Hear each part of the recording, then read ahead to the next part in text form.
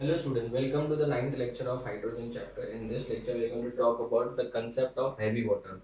Heavy water होता क्या है, उसको प्रिपेयर कैसे करते हैं, इसकी फिजिकल एंड केमिकल प्रॉपर्टीज क्या है और इसके यूजेस क्या होते हैं. ठीक है, so let us discuss heavy water. Now students, मैंने आपको हार्डनेस ऑफ वाटर में सिखाया था कि वाटर जो बेसिकली होता है वो हम लोग चार पार्ट्स में डिवाइड कर सकते हैं. एक होता है सॉफ्ट वाटर, एक होता है हैवी वाटर, एक होता है हार्ड वाटर और एक होता है सुपर हैवी वाटर. ठीक है ना. सॉफ्ट वाटर का मतलब नेचुरल वाटर जिसको हम लोग H2O बोलते हैं, पोर्टेबल वाटर जो हम लोग ड्रिंक कर सकते हैं. हैवी वाटर का मतलब होता है D2O. ठीक है, इसका जो मास होता है वो 18 होता है. कैसे? 16 ऑक्सीजन का, 2 हाइड्रोजन का, 2, दैट इज 18 हो गया. इसका 20 होता है. हार्ड वाटर का मतलब होता है जिसके अंदर कैल्शियम एंड मैग्नीशियम 2+ के सॉल्ट्स होते हैं. अगर किसी वाटर के अंदर कैल्शियम और मैग्नीशियम 2+ के क्लोराइड सॉल्ट है या फिर सल्फेट सॉल्ट है या फिर बाइकार्बोनेट सॉल्ट है तो हम लोग उसको कौन सा वाटर बोलते हैं? Hard water. And super heavy water जो होता है that is nothing but T2O, tritium oxide, that is heavy, super heavy water. ठीक है, सो बेसिकली वाटर कितने टाइप का हम लोग बोल सकते हैं? 4 टाइप का बोल सकते हैं ना स्टूडेंट्स. इसमें से हम लोग को आज के लेक्चर में किसको डिस्कस करना है? हैवी वाटर को. So basically will be discussing about heavy water, that is nothing but D2O. ठीक है, चलो let us study the methods of preparation. Methods of preparation. जो हम लोग पानी पीते हैं, ठीक है, that is a natural water. Natural water के अंदर बच्चों 0.02% नेचुरल वाटर जो होता है उसके अंदर 0.02% D2O होता है. इसका मतलब D2O का परसेंटेज नेचुरल वाटर में बहुत ही कम होता है, राइट. अभी what is the method of preparation? D2O बनाया कैसे जाता है? ठीक है, तो it is obtained by repeated electrolysis of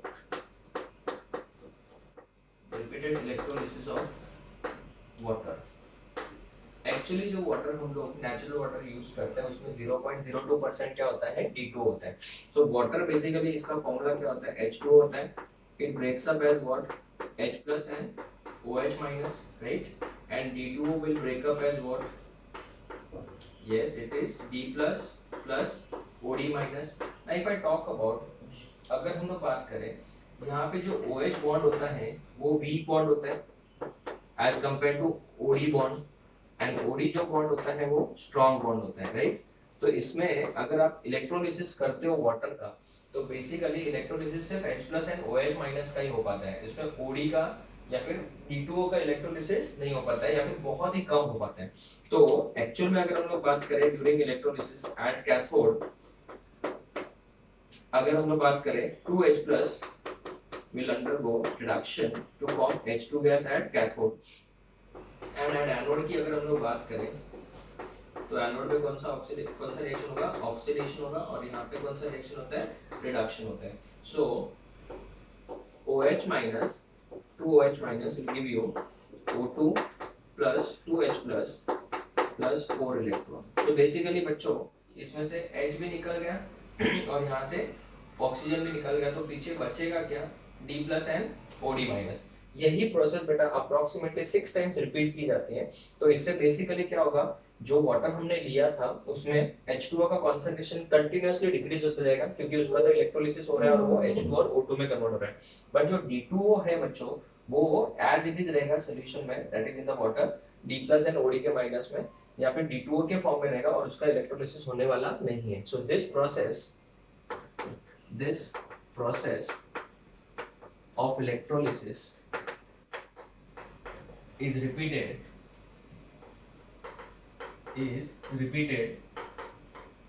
6 times.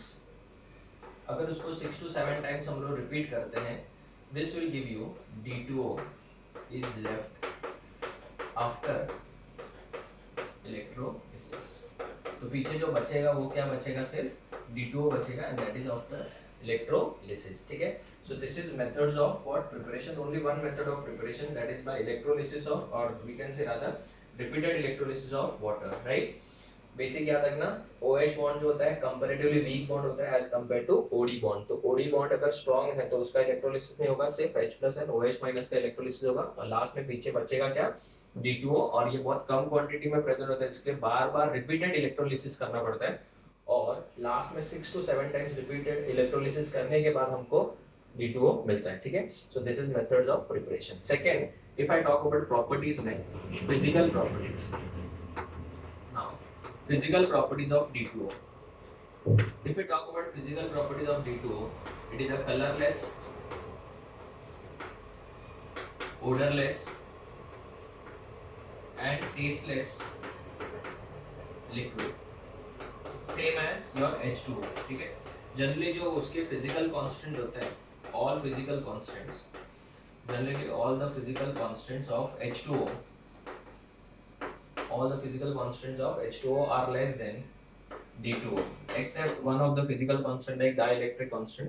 Water का जो dielectric constant होता है, मैंने आपको प्रीवियस लेक्चर में बताया था, it is 78 point approximately 39 and here the dielectric constant is 78.06 के आने वाले में रहता है।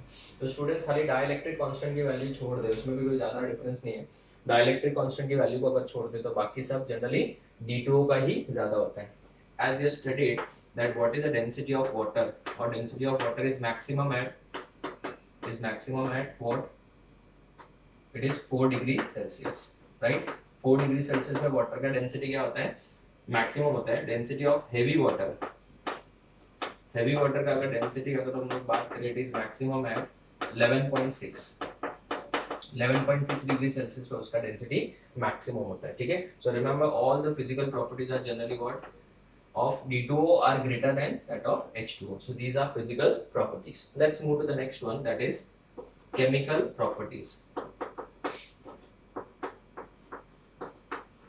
Chemical properties. Basically students, D2O में जो OD bond होता है, that is a strong bond.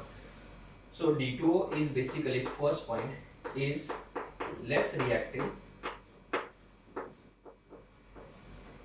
than H2O because OD bond is strong. OD bond is strong, ये इसका रीजन है बच्चों। अगर हम लोग बात करें फिर भी रिएक्शन, ऐसा तो नहीं है कि रिएक्शन दिखाता ही नहीं है।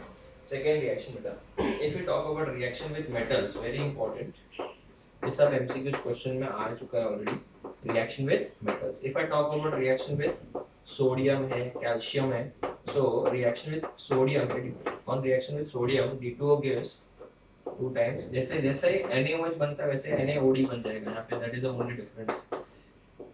ड्यूटेनेटेड sodium hydroxide plus what, which gas will be form, D2 gas, ठीक है। नाउ अगर हम लोग यहाँ पे बात करें D2O की, तो यहाँ पे कैल्शियम हाइड्रोक्साइड जैसे बन जाएगा, ड्यूटेनेटेड हाइड्रोक्साइड बन जाएगा along with the formation of D2 gas. मैं बैलेंस नहीं कर रहा हूँ। So basically reaction with metal में इट गिव्स ड्यूटेनेटेड हाइड्रोक्साइड एंड साथ में उसके साथ कौन सा गैस निकल रहा है, D2 गैस, जैसे H2 गैस होता है वैसे D2 गैस है। This is the reaction with metal, ठीक है। Now let's move to the third point, if you talk about reaction with metal oxides, जैसे वाटर कैसे रिएक्ट करता है वैसे ये भी रिएक्ट करेगा, reaction with metal oxide. First one calcium oxide, that is also known as quicklime, CaO plus D2O, it gives calcium hydroxide, जैसे water के साथ देता है वैसे यहाँ पे ड्यूटेनेटेड हाइड्रोक्साइड हो जाएगा CaOD ट्वाइस, ठीक है। अगर हम लोग बात करें CO2 के साथ में D2O का रिएक्शन, जैसे वहाँ पे आप लोग को बनता है कार्बोनिक एसिड H2CO3, यहाँ पे बन जाएगा D2CO3। अगर हम लोग बात करें N2O3 के साथ non metal oxide, it will give you N acid, ठीक है। तो यहाँ पे नाइट्रोजन का ऑक्सीडेशन स्टेट क्या है बच्चों, यस इट इज +3 है, राइट। तो यहाँ पे जो एसिड बनेगा वो भी +3 वाला ही बनना चाहिए, DNO2, राइट। तो DNO2 जैसे HNO2 होता है नाइट्रस एसिड, वैसे DNO2 बन जाएगा ड्यूटेनेटेड नाइट्रस एसिड, ठीक है। So this is reaction with metal oxide, ठीक है। मेटल ऑक्साइड के साथ कैसे रिएक्शन होता है वो भी हमने पढ़ लिया, ठीक है। Next, if you talk about reaction with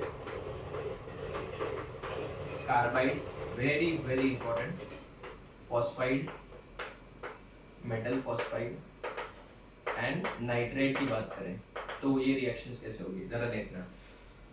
this is very important, ये ऑलरेडी एंट्रेंस में आ चुका है कार्बाइड। अगर हम लोग बात करें कैल्शियम कार्बाइड की, किसकी, कैल्शियम कार्बाइड की, इसका रिएक्शन करते हैं बच्चों अगर अपन D2O के साथ, तो यहाँ पे जो प्रोडक्ट बनेगा, ये आप लोग ने वैसे भी अल्काइन चैप्टर में भी पढ़ा है, आपने एसिटिलीन प्रिपरेशन का पढ़ा है, तो इट इज C2D2 हो जाएगा, इट इज C2D2, जैसे C2H2 होता है एसिटिलीन, वैसे C2D2 प्लस यहाँ पे क्या बन जाएगा at the same time, it will give you CaOD twice. मैं बैलेंस नहीं कर रहा हूँ, बैलेंसिंग आप लोग देख लीजिए। इसका नाम क्या है बच्चों, एसिटिलीन, ठीक है, एसिटिलीन, राइट। ये हो गया कैल्शियम कार्बाइड की बात करें। अगर हम लोग कैल्शियम फॉस्फाइड की बात करें, कैल्शियम फॉस्फाइड का फॉर्मूला क्या होता है, Ca3P2। इसका अगर हम लोग D2O के साथ रिएक्शन करें तो बेटा यहाँ पे आपको क्या मिलेगा, जस्ट थिंक ऑन इट, यहाँ पे कैल्शियम पॉजिटिव है, OD माइनस है, तो कैल्शियम हाइड्रोक्साइड, जैसे ड्यूटरेटेड कैल्शियम हाइड्रोक्साइड तो बनेगा ही, बट यहाँ पे साथ में क्या बनेगा, PD3 बन जाएगा। जैसे PH3 होता है फॉस्फाइन, वैसे PD3 होता है ड्यूटरेटेड phosphine, right. This is carbide का एग्जांपल। ये फर्स्ट वाला किसका एग्जांपल था, कार्बाइड का। दूसरा वाला एग्जांपल किसका था, very good, it is phosphide का example. And third is going to be nitrate, magnesium nitrate example best होगा, Mg3N2, ठीक है, इसको हम लोग मैग्नीशियम नाइट्रेट बोलेंगे। अगर मैं इसका रिएक्शन करवाऊँ D2O के साथ, तो वापस सेम यहाँ पे क्या मिलेगा, ND3, जैसे हम लोग का NH3 होता है अमोनिया, वैसे ये ड्यूटरेटेड अमोनिया बच्चों, और यहाँ पे मिलेगा मैग्नीशियम हाइड्रोक्साइड, मैग्नीशियम का वैलेंसी कितना होता है, 2 होता है, करेक्ट। सो बेसिकली ये आपका फॉस्फाइन हो गया ड्यूटरेटेड, ये आपका ड्यूटरेटेड अमोनिया हो गया, और इसके साथ में जो हाइड्रोक्साइड आता है, ये सब ड्यूटरेटेड हाइड्रोक्साइड के बाद नाम से जानेंगे, ठीक है। दिस इज रिएक्शन विद किसके साथ, कार्बाइड पढ़ लिया हमने, फॉस्फाइड पढ़ लिया, and nitrate. Next is electrolysis of heavy water. Heavy water का जनरली इलेक्ट्रोलिसिस बहुत स्लो होगा, बट अगर हम लोग प्योर हेवी वाटर लेते हैं और उसका अगर इलेक्ट्रोलिसिस करते हैं, electrolysis of heavy water, so D2O, जैसे H2O का इलेक्ट्रोलिसिस करते तो हमको क्या मिलता है, 2H2NO2 मिलता है, वैसे यहाँ पे 2D2NO2 मिलेगा। ये D2 जो बनेगा वो कहाँ पे बनेगा बच्चों, कैथोड पे फॉर्म होगा, और जो O2 बनेगा वो एनोड के ऊपर फॉर्म होगा, राइट। तो स्टूडेंट्स ये इसकी कौन सी प्रॉपर्टीज है, केमिकल प्रॉपर्टीज, और ये बहुत इंपॉर्टेंट है बिकॉज आपको ये वाला तो ऑलरेडी एग्जाम में पूछा गया है कि इसका प्रोडक्ट क्या बनेगा, ठीक है। The last and final point of heavy water is uses of heavy water. Generally बच्चों जो हेवी वाटर होता है, it is used in nuclear reactor as a moderator, it is used as a nuclear, it is used in nuclear reactor as a moderator to slow down or capture the neutrons, it is to slow down or capture the neutrons। अभी ये क्या होता है मैं आपको detail में समझाता हूँ, ध्यान देना। बेसिकली क्या होता है, जो न्यूक्लियर रिएक्शन होता है यूरेनियम के ऊपर, जब हम लोग इसको न्यूट्रॉन से बम्बार्ड करते हैं तो ये दो छोटे छोटे न्यूक्लियर फिजन रिएक्शन में ब्रेक हो जाता है, और एट द सेम टाइम एक यूरेनियम बेटा आपको 3 न्यूट्रॉन देता है। कितने न्यूट्रॉन देता है, 3। ये जो 3 न्यूट्रॉन है वो बेटा 3 यूरेनियम के ऊपर अटैक करेंगे, ठीक है, और अगर 3 यूरेनियम के ऊपर अटैक करेंगे तो वापस हर एक से आपको कितने न्यूट्रॉन मिलेंगे, 3-3। तो ये प्रोसेस बेटा चलते रहेगी चलते रहेगी। जैसे हिरोशिमा नागासाकी में बेटा जो यूरेनियम यूज होता, 1 kg of uranium was used, 1 gram of uranium is enough to clear entire Mumbai, yes. तो अगर हम लोग बात करें 1 kg का तो बहुत ज्यादा था, तो इसके लिए बेटा अगर यहाँ पे अगर हमने न्यूट्रॉन्स के ऊपर कंट्रोल नहीं पाया तो ये प्रोसेस चेन रिएक्शन की तरफ बढ़ती जाएगी, और जब तक यूरेनियम खत्म नहीं होगा तब तक ये पूरा डिजास्टर मचा देगी बेटा। तो nuclear reaction can be used for 2 purposes, one is for constructive purpose and destructive purpose. Destructive purpose जो हिरोशिमा नागासाकी में देख चुके लोग, और कंस्ट्रक्टिव पर्पस मतलब हम लोग इससे इलेक्ट्रिसिटी भी पैदा कर सकते हैं, यस, क्योंकि इस रिएक्शन में huge amount of heat energy is evolve. तो जो हीट एनर्जी इवॉल्व है उसको हम लोग अलग अलग फॉर्म में यूज कर सकते हैं, बट इस रिएक्शन को कंट्रोल करना बहुत जरूरी है, वरना ये डिजास्टर मचा सकती है। तो वैसा यहाँ पे बेसिकली अगर हम लोग को इसको कंट्रोल करना है तो कैसे करेंगे, अगर मैं न्यूट्रॉन को कैप्चर करना चालू कर दिया, न्यूट्रॉन का क्वांटिटी कंट्रोल में लाऊं, तो ऑटोमेटिकली रिएक्शन क्या हो जाएगी, कंट्रोल हो जाएगी।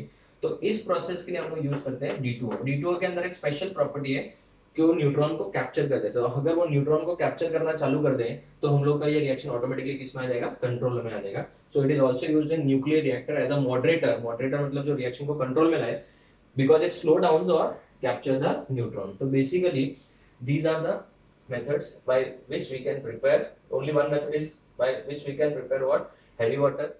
These are the physical properties, and finally the chemical properties with the uses. So this is the entire concept of which water, heavy water, that is also known as D2O. and natural water में सिर्फ ये कितना percent होता है 0.02%. So this was a very simple lecture and very simple topic. In the next lecture we are going to start with a very important topic, that is hydrogen peroxide. Hydrogen peroxide का structure पढ़ेंगे हम लोग, hydrogen peroxide के properties पढ़ेंगे, physical properties, chemical properties, how to store hydrogen peroxide which is a very important question, uses of hydrogen peroxide and how it is prepared in industrial and laboratory. ठीक है, thank you.